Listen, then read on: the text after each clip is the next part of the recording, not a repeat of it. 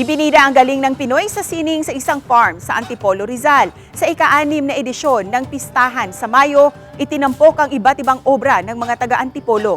One with nature ang vibes dahil bukod sa mga obra na karamihan ay Mother Nature inspired, unang beses na idinaos ang event sa Ed's Farm na hitik sa iba't ibang puno't halaman at accredited din ng TESDA para magturo sa mga gustong matutong magsaka.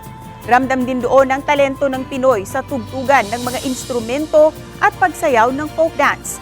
Ayon sa Tourism Office ng Antipolo, bahagi ito ng selebrasyon ng National Heritage Month na layong bigyang halaga ang pangangalaga at pagpopromote ng mayamang kultura ng Pilipinas.